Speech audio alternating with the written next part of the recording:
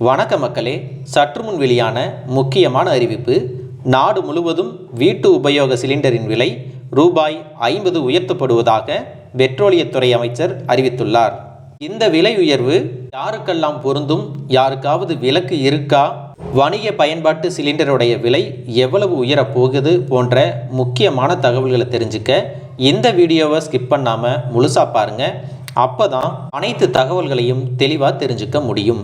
இப்போ வாங்க வீடியோக்குள்ளே போயிடலாம்.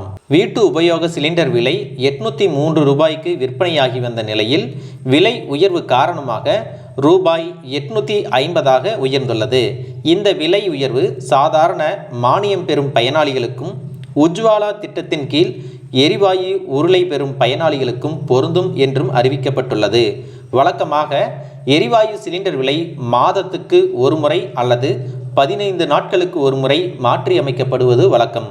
சமீப காலமாக பார்த்தீங்கன்னா ஒவ்வொரு மாதமும் மாத தொடக்கத்தில் மாற்றி அமைக்கப்பட்டு வந்த நிலையில் தற்போது எரிவாயு உருளை அதாவது கேஸ் சிலிண்டர் விலையானது 50 ரூபாய் உயர்த்தப்பட்டிருக்கு.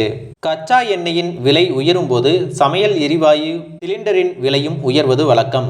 மேலும் அமெரிக்க டாலருக்கு நிகரான இந்திய ரூபாயின் மதிப்பு ஆகியவற்றையும் கணக்கிட்டுதான் எண்ணெய் நிறுவனங்கள் அதற்கேற்ப சமையல் எரிவாயு சிலிண்டரின் விலையை ஒவ்வொரு மாதமும் நிர்ணயித்து வராங்க.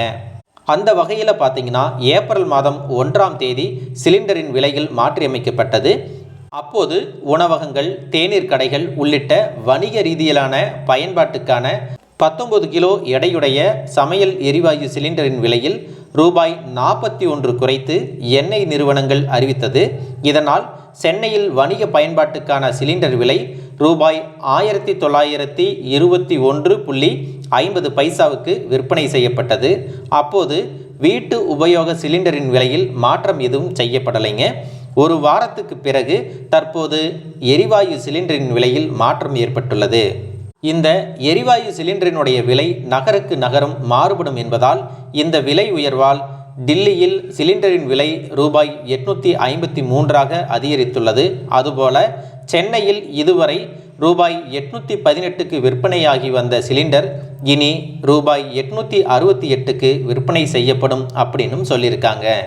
மும்பையில் இனி 853 ரூபாய்க்கு விற்பனை செய்யப்படணும்.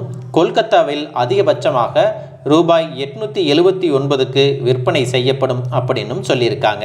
இந்த தகவலானது பொதுமக்களுக்கு அதிர்ச்சி அளிக்கக்கூடியதாகத்தான் இருக்குங்க. இதை பற்றி நீங்கள் என்ன நினைக்கிறீங்க அப்படிங்கிறத கமெண்ட் பாக்ஸில் சொல்லிட்டு போங்க. இதுபோன்று கவர்மெண்ட் அறிவிக்கின்ற அனைத்து உண்மை அப்டேட்டுகளையும் தெரிஞ்சுக்க நம்ம சேனலை சப்ஸ்கிரைப் பண்ணுங்கள். இந்த வீடியோ உங்களுக்கு பிடிச்சிருந்தா ஒரு லைக் பட்டனையும் தட்டி விட்டுருங்க. தேங்க்யூ ஃபார் வாட்சிங்.